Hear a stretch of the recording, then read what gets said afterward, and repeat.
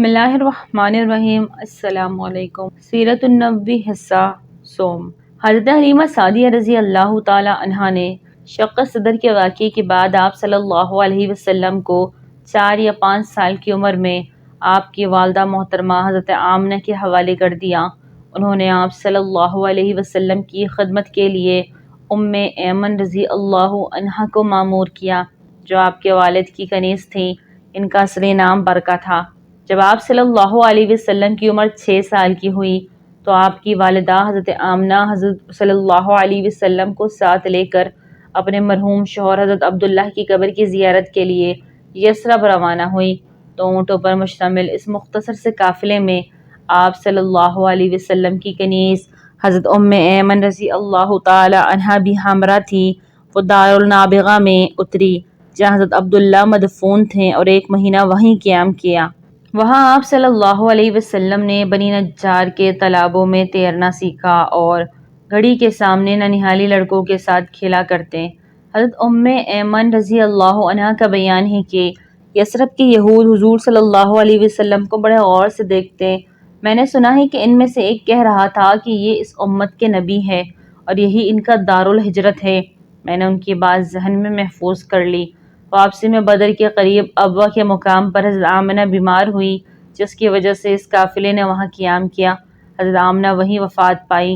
وقت آخر آپ صلی اللہ علیہ وسلم اپنی والدہ کے سرہانے بیٹھے تھے۔ ماں نے جلیل القدر بیٹے کو جی بھر کے دیکھا اور چند اشعار پڑھے، جن کا متن محب لدینہ میں محفوظ ہے۔ بوقت وفات حضرت آمنہ کی عمر تقریباً 28 سال تھی۔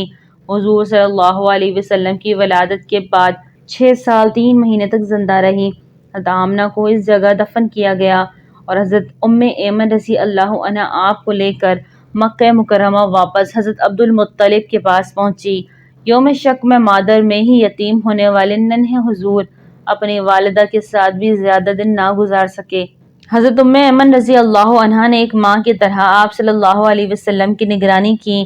ان کے بارے میں حضور صلی اللہ علیہ وسلم فرمایا کرتے تھے، یہ خاتون میری والدہ کے بعد میری ماں ہیں۔ حضور صلی اللہ علیہ وسلم جب نبی بنائے گئے تو حضرت ام ایمن رضی اللہ عنہا اولین تصدیق کرنے والوں میں سے ہو گئیں۔ حضور صلی اللہ علیہ وسلم نے انہیں آزاد کر دیا۔ ان کا پہلا نکاح بنی حارث کے عبید بن زید بن عمرو سے ہوا، جن سے ایمن پیدا ہوئی، جن کے نام پر ان کی کنیت ام ایمن تھی۔ پہلے شوہر کے انتقال کے بعد حضور صلی اللہ علیہ وسلم نے اپنے آزاد کردہ غلام حضرت زید بن حارثہ رضی اللہ عنہ سے ان کا نکاح کروایا، جن سے اسامہ بن زید رضی اللہ عنہ پیدا ہوئے۔ حضرت عثمان رضی اللہ تعالی عنہ کے عہد خلافت میں حضرت ام ایمن رضی اللہ عنہا کی وفات ہوئی۔ والدہ ماجدہ کی وفات کے بعد حضور صلی اللہ علیہ وسلم کو آپ کے دادا حضرت عبدالمطلب نے اپنی کفالت میں لے لیا۔ حضرت عبدالمطلب کو آپ سے بہت محبت تھی اور آپ کو سب اولادوں سے بڑھ کر محبوب جانتے تھے۔ روایتوں سے پتہ چلتا ہے کہ حضرت عبدالمطلب کو یقین تھا کہ ان کا پوتا بڑا نام پانے والا ہے۔ چنانچہ جب بنی مدلج کی ایک جماعت ان سے ملنے آئی تو ان میں سے بہت سے کیفہ شناس تھے۔ انہوں نے جب حضور صلی اللہ علیہ وسلم کا نقش کف پا دیکھا تو اسے حضرت ابراہیم علیہ السلام کے نقش کف پا، جو مصلی ابراہیم کہلاتا ہے، کہ مشابہ پایا۔ اسی لیے انہوں نے حضرت عبدالمطلب سے کہا اس بچے کے بطور خاص حفاظت اور نگرانی کرے۔ چنانچہ حضرت عبدالمطلب حتیم میں اپنی نشست پر حضور صلی اللہ علیہ وسلم کو اپنے قریب بٹھا کر پشت پر ہاتھ پھیرا کرتے اور کہتے، اس کی تو بہت بڑی شان ہے۔ دادا اپنے پوتے کو ہمیشہ ساتھ رکھتے اور آپ اپنے ساتھ ہی کھانا کھلاتے۔ اسی سال حضرت عثمان بن عفان رضی اللہ عنہ کی ولادت ہوئی۔ حضرت عبدالمطلب کے زیر سایہ آپ کا بچپن بہت آرام سے گزر رہا تھا۔ صرف حضرت عبدالمطلب ہی نہیں بلکہ آپ سے آپ کے تمام چچا اور پھوپھیاں بھی بے حد محبت کرتی تھی۔ لیکن اللہ کی مشیت کچھ اور تھی، اور ابھی آپ 8 سال کے تھے کہ دادا حضرت عبدالمطلب کا بھی انتقال ہو گیا۔ آپ کو اپنے دادا سے بہت انس و محبت تھی۔ جب حضرت عبدالمطلب کا جنازہ اٹھا تو آپ بھی جنازے کے ساتھ تھے اور شدت غم سے روتے جاتے تھے۔ اس وقت حضرت عبدالمطلب کی عمر 82 سال تھی۔ 8 سال کا ایک معصوم بچہ جس کی ماں باپ بھی وفات پا چکے اور اب شفیق دادا بھی، نہ کوئی بہن نہ کوئی بھائی، تنہا، لیکن کون جانتا تھا کہ بظاہر یہ بے آسرا معصوم بچہ کچھ ہی عرصے بعد ہزاروں لاکھوں کا آسرا بننے والا ہے۔ بلا شک و شبہ آپ صلی اللہ علیہ وسلم کی زندگی کے لمحے لمحے میں ہمارے لیے سیکھنے کو بہت کچھ ہے۔ آپ صلی اللہ علیہ وسلم کا اجرت پر لوگوں کی بکریاں چرانا۔ حضرت عبد المطلب کے وفات کے واقعہ ایک اور لحاظ سے بھی بہت اہمیت کے حامل ہے۔ قصی بن کلاب نے جملہ امور ریاست حضرت صلی اللہ علیہ وسلم کے جد امجد عبد مناف کے حوالے کیے تھے، جو کہ بعد ازاں ان کے بیٹے اور آپ کے پردادا حضرت ہاشم کے حصے میں آئے۔ دوسری طرف حضرت ہاشم ہی کے دور میں خانہ کعبہ کی تولیت کے زیادہ تر حقوق بھی حضرت ہاشم نے حاصل کر لیے اور ان سے تمام اختیارات حضرت عبد المطلب کو بھی وراثتاً حاصل ہوئے۔ ان کی حیثیت اپنے والد حضرت ہاشم کی طرح مکہ کے سردار کی طرح تھی، لیکن ان کی وفات نے دفعتاً بنو ہاشم کے اس رتبے امتیاز کو گھٹا دیا اور کئی دہائیوں بعد یہ پہلا موقع تھا کہ دنیاوی اعتبار سے خاندان بنو امیہ خاندان بنو ہاشم پر غالب آ گیا اور مکہ کی مسند ریاست پر حرب متمکن ہوا، جو امیہ کا نامور فرزند تھا اور مکہ کی مستند ریاست پر حرب متمکن ہوا جو امیہ کا نامور فرزند تھا۔ حضرت ابو سفیان رضی اللہ عنہ انہی حرب بن امیہ کے بیٹے تھے اور حرب کے بعد مکہ کے سردار اور سپہ سالار بنے۔ حرب بن امیہ نے ریاست اور تولیت خانہ کعبہ کے جملے اختیارات اپنے قبضے میں کر لیے اور صرف سقایا یعنی حاجیوں کو پانی پلانے کی سعادت ہی حضرت عباس رضی اللہ عنہ کے پاس باقی رہی، جو حضرت عبد المطلب کے سب سے چھوٹے بیٹے تھے۔ حضرت عبد المطلب کے مختلف ازواج سے 10 بیٹے تھے، جن میں سے حضرت صلی اللہ علیہ وسلم کے والد حضرت عبداللہ اور حضرت علی رضی اللہ تعالی عنہ کے والد جناب ابو طالب ماں کی طرف سے سگے بھائی تھے، اس لیے حضرت عبد المطلب نے آپ کو حضرت ابو طالب ہی کی آغوش تربیت میں دے دیا۔ اس کے علاوہ حضرت عبد المطلب نے اپنی وفات کے وقت اپنی بیٹیوں یعنی آپ صلی اللہ علیہ وسلم کی پھوپھیوں اروا، امیمہ، برہ، صفیہ، عاتکہ اور ام حکیم البیضہ کو بلا کر حضرت صلی اللہ علیہ وسلم کی پرورش اور خیال رکھنے کی وصیت کی۔ حضرت ابو طالب اپنے والد کی وصیت کے مطابق حضور صلی اللہ علیہ وسلم کو اپنے گھر لے آئے۔ ان کی بیوی حضرت فاطمہ بنت اسد بھی حضور صلی اللہ علیہ وسلم سے بہت محبت کرتی تھی اور حضور صلی اللہ علیہ وسلم کی پرورش میں انہوں نے بڑی دل جمعی سے حصہ لیا۔ حضرت ابو طالب بھی آپ سے بے حد محبت کرتے تھے اور مرتے دم تک آپ کے سر پر کسی مضبوط سائبان کی طرح سایہ کیے رکھا۔ ان کی محبت اس درجہ بڑی ہوئی تھی کہ آپ کے مقابلے میں اپنی سگی اولاد کی بھی پرواہ نہ کرتے اور حضرت عبد المطلب کی طرح ہر وقت آپ کو اپنے ساتھ ساتھ رکھتے۔ حضرت ابو طالب کثیر العیال تھے، اس لیے بڑی اسرت اور تنگ دستی سے گزر بسر ہوتی تھی۔ باوجود کم سنی کے حضور صلی اللہ علیہ وسلم نے اپنے چچا کے گھر کی یہ حالت دیکھی تو کام کاج کرنے میں کوئی عار محسوس نہ کیا۔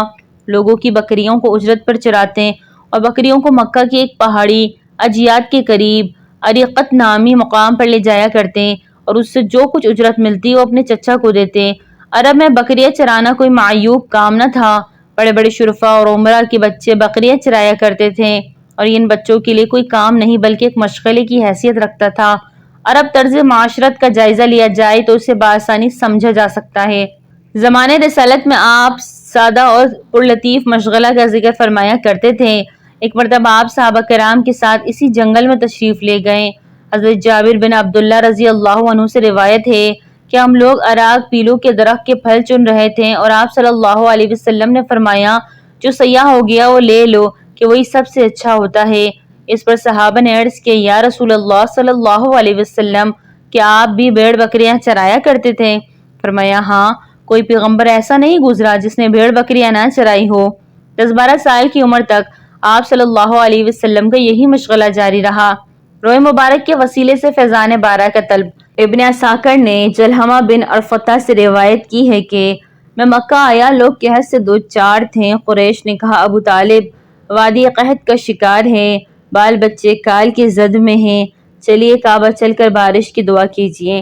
حضرت ابو طالب ایک بچہ ساتھ لے کر برآمد ہوئے۔ بچہ ابرآلود سورج معلوم ہوتا تھا جس سے گھنا بادل ابھی ابھی جھٹا ہو، اس کے ارد گرد اور بھی بچے تھے۔ حضرت ابو طالب اس بچے کا ہاتھ پکڑ کر اس کے پیٹھ کعبہ کی دیوار سے ٹیک دی۔ بچے نے ان کی انگلی پکڑ رکھی تھی۔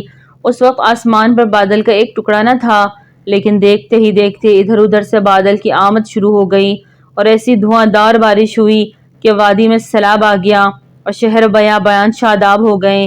بعد میں حضرت ابو طالب نے اس واقعے کی طرف اشارہ کرتے ہوئے آپ صلی اللہ علیہ وسلم کی مدح میں کہا تھا کہ ترجمہ وہ ایسی روشن و منور ہے کہ ان کے چہرے کی برکت سے بارش مانگی جاتی ہے، یتیموں کے ماوا اور بیواؤں کے محافظ ہیں۔ آپ صلی اللہ علیہ وسلم گانے بجانے کی محفل سے محفوظ۔ حضرت ابو طالب کے مکان میں قیام کے دوران دو اہم واقعات پیش آئیں۔ ایک مرتبہ گرمی کے موسم میں مکہ میں ایک جگہ گانے بجانے کی محفل منعقد ہوئی تھی۔ آپ صلی اللہ علیہ وسلم نے اس محفل میں شرکت کی خاطر بکریوں کو ایک ساتھی چرواہے کے حوالے کیا اور محفل کے مقام تک پہنچے جو چراگاہوں سے دور تھی۔ گرمی میں دور تک چل کر آنے سے آپ صلی اللہ علیہ وسلم بہت تھک گئے تھے اور محفل ابھی شروع نہیں ہوئی تھی، اس لیے آپ صلی اللہ علیہ وسلم ایک درخت کے سائے تلے لیٹ گئے تو آنکھ لگ گئی۔ جب بیدار ہوئے تو محفل ختم ہو چکی تھی۔ اس طرح آپ صلی اللہ علیہ وسلم اس محفل سرود میں شریک نہ ہو سکے اور آئندہ بھی آپ صلی اللہ علیہ وسلم کو اس طرح کے لہو لعب میں شرکت کرنے کا خیال تک نہ آیا۔ آپ صلی اللہ علیہ وسلم بت پرستی سے محفوظ۔ دوسرا واقعہ یہ کہ ایک مقام پر کھجور کے دو مقدس درخت تھے جہاں بوانا نامی بت نصب تھا۔ لوگ وہاں جا کر بت پر جانور بھینٹ چڑھاتے، سر منڈواتے اور دیگر مشرکانہ رسوم ادا کرتے تھے۔ حضور صلی اللہ علیہ وسلم کو ہر سال اس تقریب میں شرکت کے لیے کہا جاتا مگر آپ صلی اللہ علیہ وسلم انکار فرماتے۔ ایک مرتبہ چچاؤں اور پھوپھیوں کے اصرار پر آپ صلی اللہ علیہ وسلم وہاں گئے لیکن بہت دیر تک نظروں سے اوجھل رہے۔ جب دکھائی دیے تو چہرے پر خوف کے آثار تھے۔ پھوپھیوں نے وجہ پوچھی تو فرمایا کہ جب بھی اس بت کے قریب جانا چاہتا تو ایک سفید رنگ اور دراز کا شخص میرے قریب آتا اور کہتا، اے محمد پیچھے ہٹ جائیے اور بت کو ہاتھ مت لگائیے۔ اس واقعے کے بعد آپ صلی اللہ علیہ وسلم کسی ایسی تقریب میں نہیں گئے جہاں بتوں پر بھینٹ چڑھائی جاتی تھی۔ ایک بار قبیلہ وہب کا ماہر کیفہ شناس مکہ آیا۔ سب لوگ اپنے بچوں کو اس کے پاس لے گئے۔ حضرت ابو طالب بھی اپنے بچوں کے ساتھ حضور صلی اللہ علیہ وسلم کو اس کے پاس لے گئے۔ اس نے آپ صلی اللہ علیہ وسلم کو دیکھا اور پھر کسی کام میں مشغول ہو گیا۔ تھوڑی دیر بعد اس نے آپ کو اپنے سامنے لانے کو کہا لیکن حضرت ابو طالب نے اس کا تجسس دیکھ کر آپ صلی اللہ علیہ وسلم کو اپنے گھر بھیج دیا۔ اس نے کہا، اس بچے کو میرے پاس لاؤ، خدا کی قسم وہ بہت بڑا آدمی بننے والا ہے۔ شام کا تجارتی سفر۔ حضرت ابو طالب کا پیشہ بھی اپنے آباء و اجداد کی طرح تجارت تھا۔ وہ سال میں ایک بار تجارت کے غرض سے ملک شام کو جاتے تھے۔ آپ صلی اللہ علیہ وسلم کی عمر تقریباً 12 برس تھی کہ حضرت ابو طالب نے حسب دستور شام کے تجارتی سفر کا ارادہ کیا۔ آپ صلی اللہ علیہ وسلم نے بھی ان کے ساتھ چلنے کی خواہش کا اظہار کیا۔ حضرت ابو طالب نے آپ صلی اللہ علیہ وسلم کی کم عمری، دوران سفر مشکلات اور تکلیفوں یا کسی اور وجہ سے آپ کو ساتھ نہ لے جانا چاہا، لیکن حضرت صلی اللہ علیہ وسلم کو اپنے شفیق چچا سے اتنی محبت تھی کہ جب حضرت ابو طالب چلنے لگے تو آپ صلی اللہ علیہ وسلم ان سے لپٹ گئے۔ اب حضرت ابو طالب کے لیے بھی آپ صلی اللہ علیہ وسلم کو خود سے جدا کرنا ممکن نہ رہا اور آپ صلی اللہ علیہ وسلم کو بھی ساتھ لے لیا۔ روایت کے مطابق جب آپ صلی اللہ علیہ وسلم کی عمر 12 برس اور تفصیلی قول کے مطابق 12 برس 2 مہینے 10 دن کی ہوئی تو ابو طالب آپ کو ساتھ لے کر تجارت کے لیے ملک شام کے سفر پر نکلے۔ حضرت ابو طالب کا تجارتی قافلہ سرزمین شام میں بصرہ شہر کی اہم تجارتی منڈی کے قریب پہنچا تو وہاں پڑاؤ ڈال دیا۔ بصرہ ملک شام کا ایک مقام اور ہوارن کا مرکزی شہر ہے۔ اس وقت یہ جزیرۃ العرب کے رومی مقبوضات کا دارالحکومت تھا۔ وہیں قریب ہی ایک سوما گرجا تھا جس میں جرجیس نامی ایک عیسائی عبادت گزار راہب رہتا تھا جو بحیرہ راہب کے نام سے مشہور تھا۔ اہل تحقیق کے نزدیک بحیرہ راہب موحد تھا، مشرک یا بت پرست نہ تھا۔ وہ تمام آسمانی کتابوں کا عالم اور نبی آخر الزماں کی جو علامت آسمانی کتابوں میں مذکور تھی ان سے بخوبی واقف تھا۔ اس سے پہلے بھی بارہا اس کا سوما گرجا کے پاس سے تجارتی قافلے گزرتے رہے مگر بحیرہ کبھی کسی کی طرف ملتفت نہ ہوا۔ لیکن جب اس بار حضرت ابو طالب کا کاروان تجارت اس کے گرجا کے پاس سے اترا تو اس راہب نے اپنی خانقاہ میں سے دیکھا کہ قافلے والوں میں سے ایک نوجوان پر ابر سایہ کیے ہوئے ہے۔ بحیرہ راہب اپنی بصیرت سے پہچان گیا کہ یہ نوجوان خصوصی اہمیت کا حامل ہے۔ بحیرہ راہب خلاف معمول اپنی عبادت گاہ سے باہر نکل آیا اور متجسانہ نظروں سے ایک ایک کو دیکھنے لگا۔ پھر جیسے ہی آپ صلی اللہ علیہ وسلم کے پاس آیا تو دیکھتے ہی آپ صلی اللہ علیہ وسلم کا ہاتھ پکڑ لیا اور پکار اٹھا، یہی ہے سردار دونوں جہاں کا، یہی ہے رسول پروردگار عالم کا، جس کو اللہ جہانوں کے لیے رحمت بنا کر بھیجے گا۔ حضرت ابو طالب نے کہا، آپ کو یہ کیسے معلوم ہوا؟ بحیرہ رحب نے بتایا، جب آپ سب لوگ پہاڑ کی گھاٹی سے نکلے تو اس وقت میں اپنی عبادت گاہ سے آپ سب کی طرف دیکھ رہا تھا۔ میں نے دیکھا اس نوجوان پر ابر سایہ کیے ہوئے ہے۔ پھر میں نے دیکھا کہ کوئی شجرہ و حجر ایسا نہ تھا جس نے سجدہ نہ کیا ہو، اور شجرہ و حجر نبی کے علاوہ کسی اور انسان کو سجدہ تعظیم نہیں کرتے۔ اس کے علاوہ آپ صلی اللہ علیہ وسلم کو مہر نبوت کی وجہ سے بھی پہچان چکا ہوں، جو آپ کے کندھوں کے نیچے کری نرم ہڈی کے پاس ہے، اور ہم انہیں اپنی کتابوں میں بھی پاتے ہیں۔ راہب یہ کہہ کر واپس ہو گیا اور بازود اشتیاق تمام قافلے کے لیے کھانا تیار کرایا۔ جب کھانا تیار ہوا تو سب کھانے کے لیے حاضر ہوئے، اگر آپ صلی اللہ علیہ وسلم موجود نہ تھے۔ راہب کے دریافت کرنے پر معلوم ہوا کہ آپ صلی اللہ علیہ وسلم اپنے اونٹ چرانے آس پاس نکل گئے۔ ایک آدمی بھیج کر آپ صلی اللہ علیہ وسلم کو بلوایا گیا۔ سب لوگ جس درخت کے نیچے بیٹھے ہوئے تھے وہاں کوئی سایہ دار جگہ آپ کے لیے بچی ہوئی نہ تھی۔ سایہ دار جگہ نہ ملنے کی وجہ سے آپ صلی اللہ علیہ وسلم دھوپ میں ہی بیٹھ گئے۔ درخت کی شاخیں آپ صلی اللہ علیہ وسلم پر جھک گئی۔ بحیرہ ان سارے معاملات کو بڑی گہری نظر سے دیکھ رہا تھا۔ اس نے حضرت ابو طالب سے حضور صلی اللہ علیہ وسلم کے رشتے کے بارے میں دریافت کیا تو انہوں نے کہا، یہ میرا بیٹا ہے۔ لیکن راہب نے کہا کہ اس کے علم کے مطابق اس لڑکے کا باپ زندہ نہیں ہے۔ حضرت ابو طالب نے کہا کہ حقیقت میں ان کے باپ زندہ نہیں ہیں۔ اس کے بعد بری راہب نے ابو طالب سے کہا، آپ میں وہ تمام نشانیاں موجود ہیں جو آسمانی کتابوں میں اللہ کے آخری نبی کے متعلق بتائی گئی ہے۔ اگر شام یہود و نصارہ نے آپ میں یہ نشانیاں پہچان لی تو مجھے ڈر ہے کہ کہیں وہ آپ صلی اللہ علیہ وسلم کی جان کو نقصان نہ پہنچائیں۔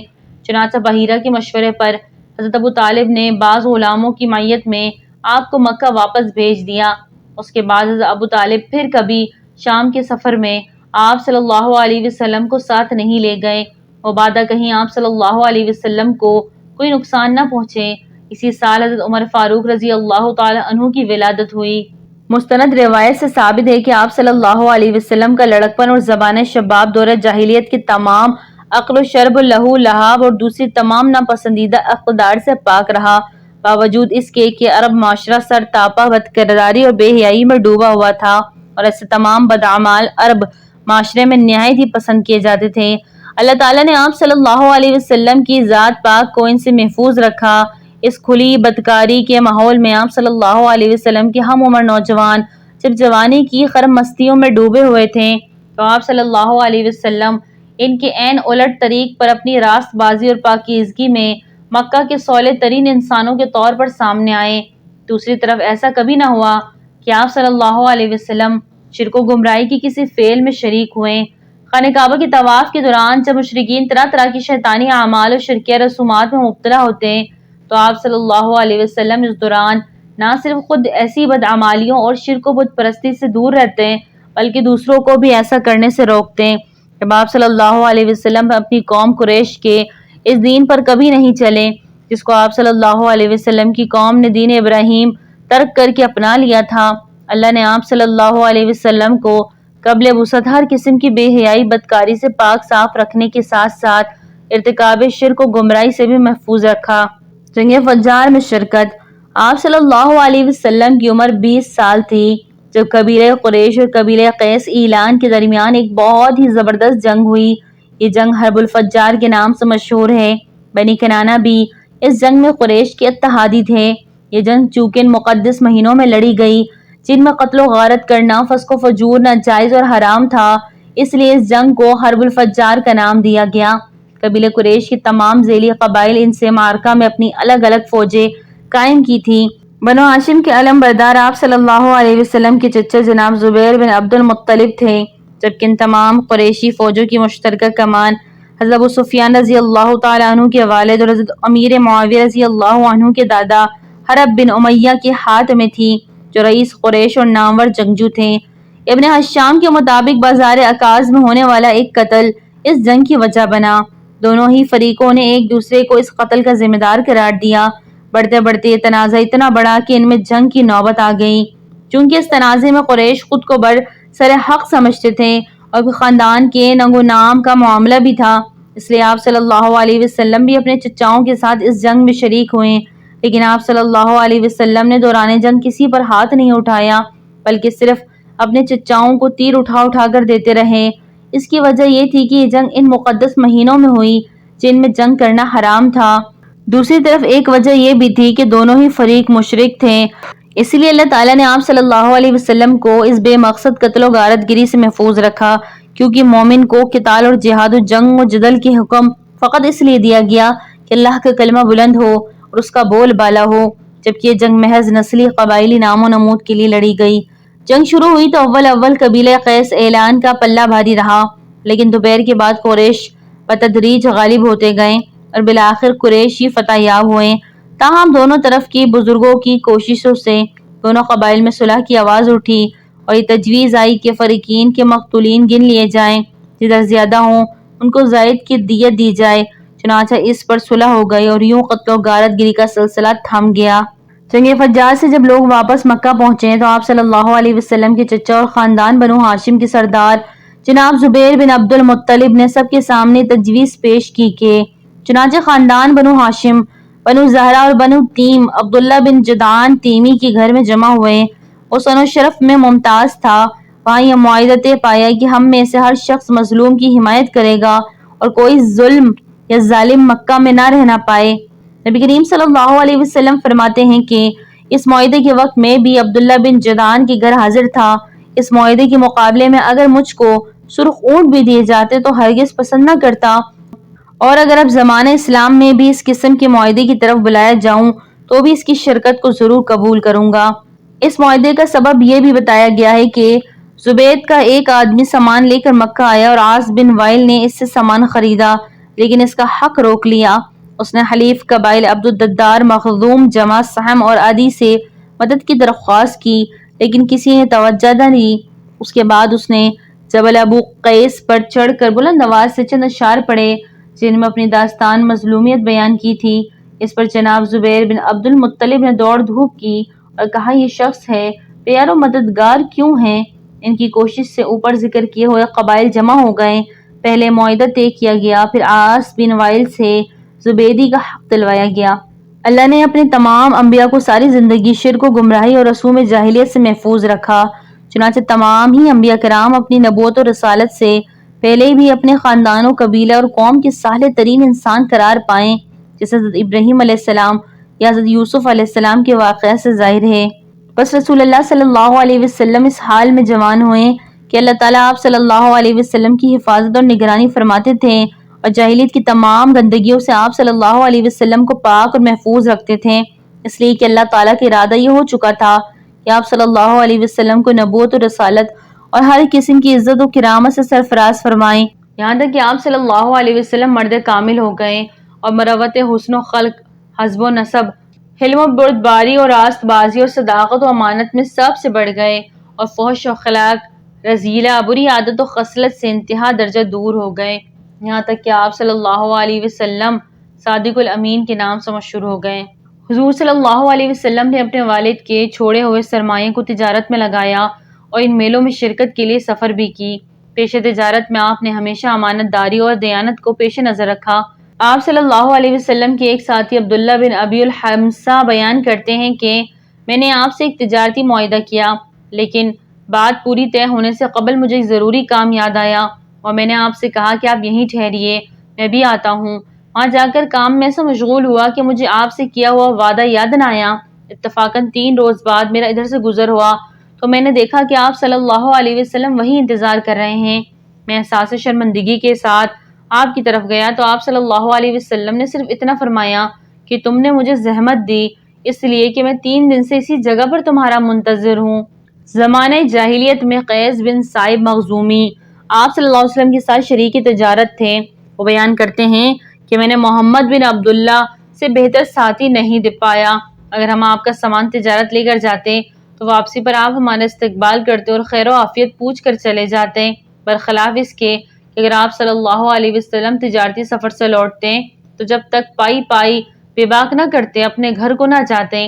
تجارت میں آپ صلی اللہ علیہ وسلم کی دیانت داری اور معاملہ فہمی کی شہرت دور دور تک پھیل چکی تھی۔ خدیجہ رضی اللہ عنہ قریش کی دولت مند بیوہ خاتون تھی جنہیں عرب کے کئی نامور رئیسوں نے نکاح کا پیغام دیا۔ ان کے والد خولید بن اسد نے بہترین تجارتی کاروبار ورثہ میں چھوڑا تھا، اس لیے انہوں نے بھی تجارت جاری رکھی۔ اپنا مال تجارت، اجرت یا شراکت پر تاجروں کے ہمراہ روانہ کرتی۔ ابتدائی عمر میں چچا زاد بھائی اور مشہور عیسائی عالم ورقہ بن نوفل سے منسوب تھی، لیکن شادی نہ ہو سکی۔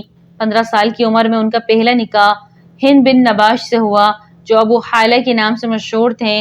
ان سے 2 بچے پیدا ہوئے، جو بعد میں حضور صلی اللہ علیہ وسلم پر ایمان لائے۔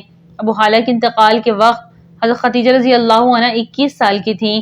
آپ کا دوسرا نکاح عتیق بن عامد مخزومی سے ہوا، جن سے ایک لڑکی پیدا ہوئی جس نے بعد میں اسلام قبول کیا۔ عتیق بن عائد مخزومی بھی انتقال کر گئے۔ ایک کے بعد دیگر دونوں شوہروں کے انتقال سے حضرت خدیجہ رضی اللہ عنہ دل برداشتہ ہو گئی تھی۔ مالی دولت کے ساتھ ساتھ اللہ تعالیٰ نے انہیں دولت حسن سے بھی نوازا تھا۔ نہایت ذہین اور سلیقہ مند تھی۔ انہیں خصائل کی وجہ سے طاہرہ کے لقب سے بھی مشہور تھی۔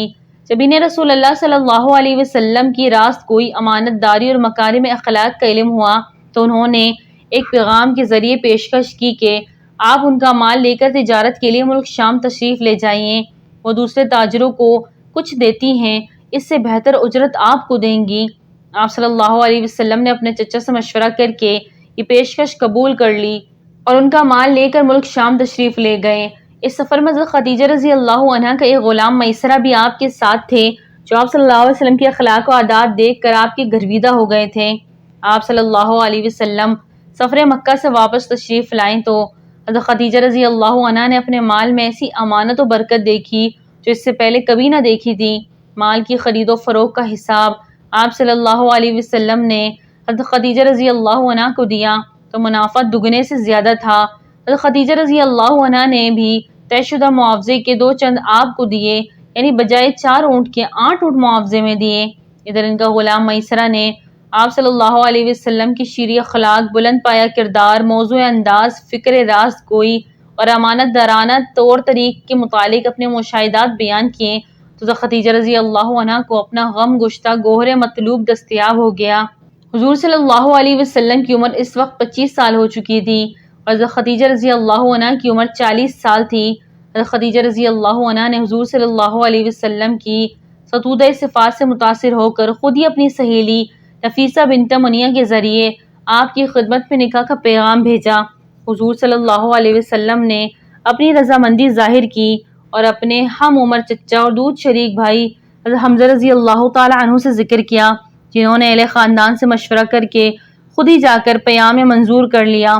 چنانچہ آپ کا حضرت خدیجہ رضی اللہ عنہا سے نکاح ہوا، جس میں حضرت خدیجہ رضی اللہ عنہا کی جانب سے ان کے چچا عمر بن اسد اور حضور صلی اللہ علیہ وسلم کی جانب سے ابو طالب، حضرت حمزہ، حضرت ابو بکر اور سرداران قریش شریک تھے۔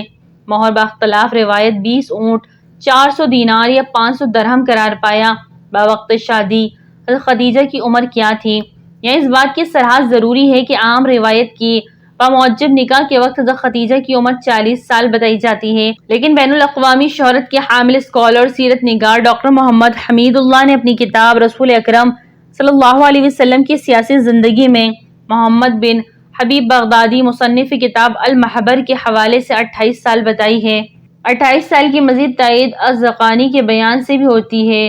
وہ القسطلانی کی کتاب المحیب کی مشہور شرح المغلطائی کے حوالے سے لکھتے ہیں اور یہ بھی کہا جاتا ہے کہ وہ 28 سال کی تھی۔ سب سے زیادہ واقعی بات تو یہ ہے کہ ابن سعد نے عبداللہ بن عباس کی سند سے روایت لکھی ہے حضرت خدیجہ کی عمر جس دن حضور صلی اللہ علیہ وسلم نے ان سے نکاح کیا 28 سال تھی۔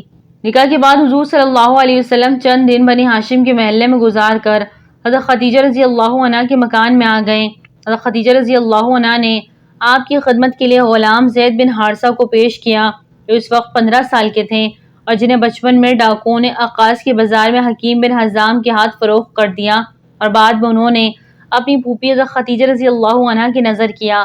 کچھ عرصے بعد زید کے باپ کو معلوم ہوا کہ زید زندہ ہے تو باپ اور چچا دونوں نے حضور صلی اللہ علیہ وسلم کی خدمت میں حاضر ہو کر انہیں ان کے حوالے کرنے کی درخواست کی، جس پر حضور صلی اللہ علیہ وسلم نے زید رضی اللہ عنہ سے فرمایا تمہارے باپ اور چچا تمہیں لینے آئے ہیں، اب تمہیں اختیار ہے کہ چاہو تو ان کے ساتھ اپنے وطن لوٹ جاؤ، چاہو تو میرے ساتھ رہو۔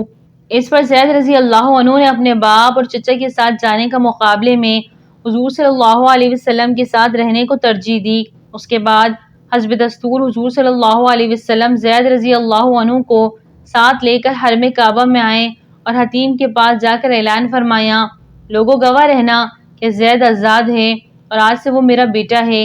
اعلان سن کر ان کے باپ اور چچا بہت خوش ہوئے اور اپنے وطن واپس لوٹ آئے۔ حضرت زید کو یہ اعزاز حاصل ہے کہ وہ واحد صحابی ہیں جن کا نام قرآن مجید میں آیا ہے۔ حضرت خدیجہ رضی اللہ عنہ پہلی خاتون تھی جن سے رسول اللہ صلی اللہ علیہ وسلم نے شادی کی اور ان کی وفات تک کسی دوسری خاتون سے شادی نہیں کی۔ حضرت ابراہیم رضی اللہ عنہ کے علاوہ رسول اللہ صلی اللہ علیہ وسلم کی بقیہ تمام اولاد انہی کے وطن سے تھی۔ سب سے پہلے قاسم رضی اللہ عنہ پیدا ہوئے اور انہی کے نام پر آپ کی کنیت ابو القاسم پڑی۔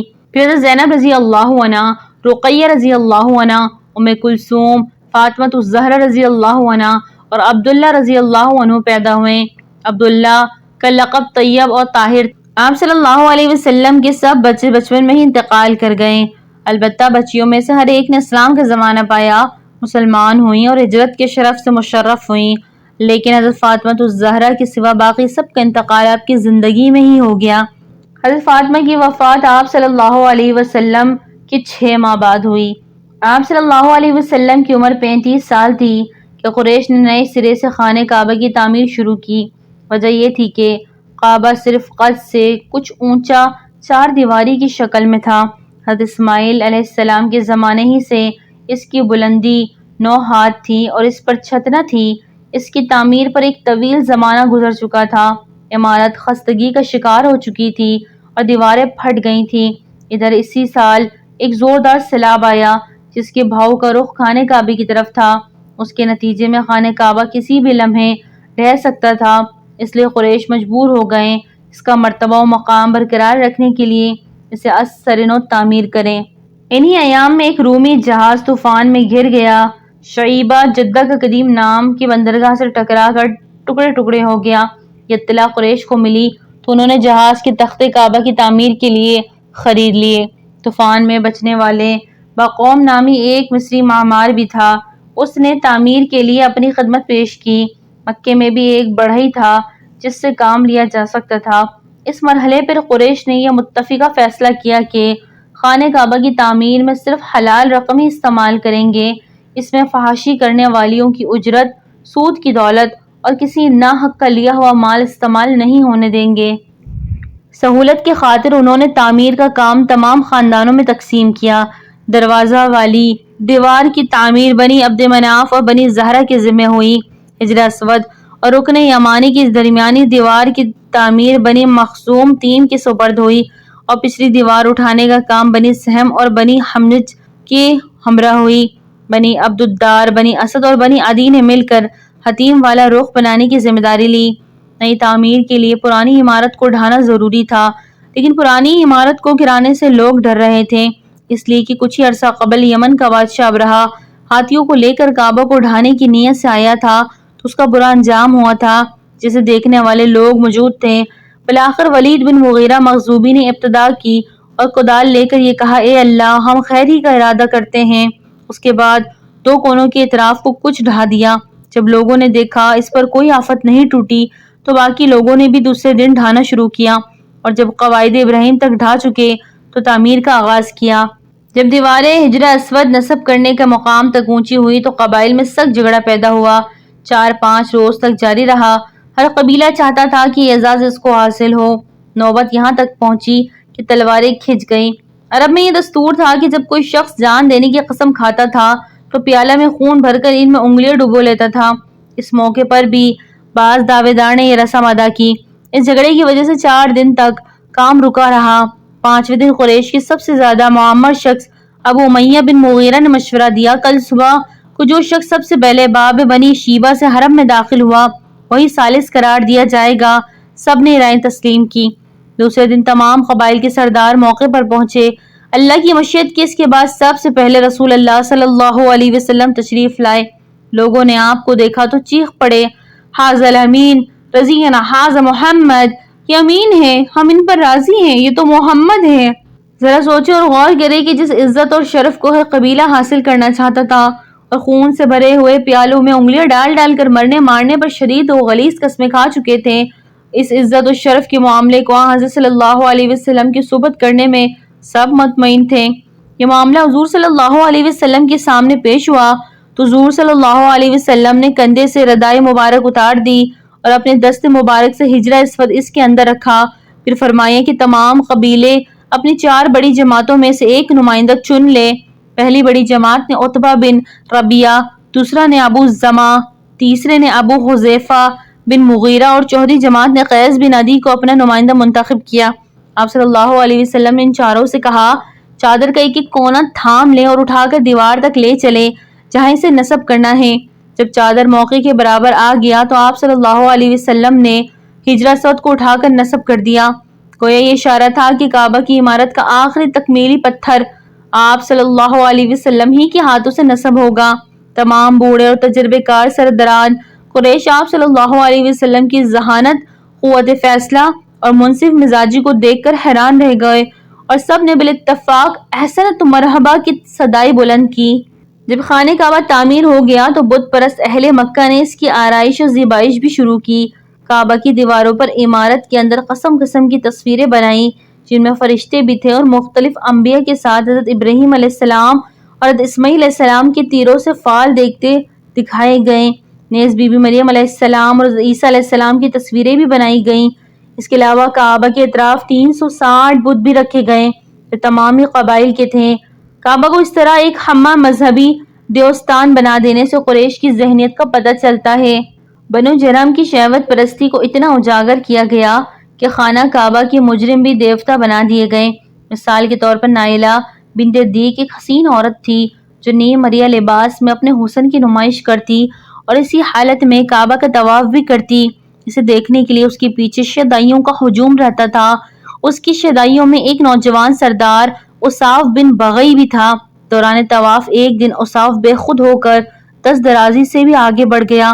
بنو جرہم کے لوگ جو شراب پیے ہوئے اور بدمست تھے کعبہ کی اس بے حرمتی پر احتجاج کرنے کی بجائے اصاف اور نائلہ کے حسن و عشق کی داستان فخر سے بیان کرنے لگے. نہ صرف یہ بلکہ نائلہ اور اصاف کے مرنے کے بعد ان کے بت بنائے اور انہیں عشق و محبت کا مظہر قرار دے کر ان کی پرستش کرنے لگے. یہ بت چاہے زمزم کے کنارے نصب تھے. آقا صلی اللہ علیہ وسلم اپنی قوم کی ان ذلیل حرکتوں کو دیکھتے تو بہت افسردہ اور غمگین ہو جاتے اور ان سے بچنے کے لیے کسی پہاڑ کے دامن میں وقت گزارا کرتے تھے. مکہ میں اس وقت چند اور سلیم الطبع افراد بھی تھے جنہیں قوم کی یہ حرکتیں پسند نہ تھی. وہ اس فکری اہم آہنگی کے بدولت آقا صلی اللہ علیہ وسلم کے شریک صحبت رہتے. ان میں بنو تمیم کے حضرت ابوبکر صدیق رضی اللہ عنہ بھی تھے جو حضور صلی اللہ علیہ وسلم سے 2 سال چھوٹے تھے. وہ بھی اپنی قوم کی ذہنی گراوٹ پر افسوس کرتے. وسعت کے بعد ان لوگوں میں سب سے پہلے حضرت ابوبکر صدیق رضی اللہ عنہ نے اسلام قبول کیا. اسی طرح حضرت خدیجہ رضی اللہ عنہ کے بھتیجے حکیم بن حزام رضی اللہ عنہ بھی قریش کے ایک معزز فرد تھے اور حضور صلی اللہ علیہ وسلم سے 5 سال بڑے تھے لیکن فطری طور پر حضور صلی اللہ علیہ وسلم سے ہم آہنگ تھے. فتح مکہ کے بعد انہوں نے اسلام قبول کیا اور حضور صلی اللہ علیہ وسلم کے ایک دوست دماد بن ثعلبہ بھی تھے جن کا پیشہ طب اور جراحی تھا. وسعت کے بعد قریش نے آپ صلی اللہ علیہ وسلم کو مجنون مشہور کر دیا تو آپ کے علاج کی خاطر ملنے کے لیے آئے. ان کے پوچھنے پر حضور صلی اللہ علیہ وسلم نے چند آیات قرآنی کی تلاوت فرمائی جنہیں سن کر وہ ایمان لائے. حضرت صہیب بن سنان رومی رضی اللہ عنہ اور حضرت عمار بن یاسر رضی اللہ عنہ بھی بت پرستوں سے نفرت کرتے تھے. مکہ کے دیگر ہم خیال حضرات وغیرہ بھی آپ صلی اللہ علیہ وسلم غار حرا جا کر مہینوں قیام کرتے اور مراقبہ فرماتے. آپ صلی اللہ علیہ وسلم کھانے پینے کا سامان ساتھ لے جاتے. وہ ختم ہو جاتا تو گھر تشریف لاتے اور پھر واپس جا کر مراقبے میں مصروف ہو جاتے. صحیح بخاری میں ہے کہ آپ صلی اللہ علیہ وسلم غار حرا میں تحنس یعنی عبادت کیا کرتے. یہ عبادت کیا تھی؟ شرح بخاری میں ہے کہ یہ سوال کیا گیا کہ آپ صلی اللہ علیہ وسلم کی عبادت کیا تھی؟ جواب یہ ہے کہ غور و فکر، عبرت پذیری، یہ وہی عبادت تھی جو آپ صلی اللہ علیہ وسلم کے دادا ابراہیم نے نبوت سے پہلے کی تھی. ستاروں کو دیکھا تو چونکہ تجلی کی جھلک تھی. چاند نکلا ہوا اور بھی شبہ ہوا آفتاب پر اس سے زیادہ، لیکن جب سب نظروں سے غائب ہو گئے تو بے ساختہ پکار اٹھے، میں فانی چیزوں کو نہیں چاہتا، میں اپنا منہ اس کی طرف کرتا ہوں جس نے آسمان اور زمین کو پیدا کیا. سبحان اللہ۔ اگر ویڈیو اچھی لگے تو لائک کریں، چینل کو سبسکرائب کریں اور دعاؤں میں یاد رکھیں۔ السلام علیکم۔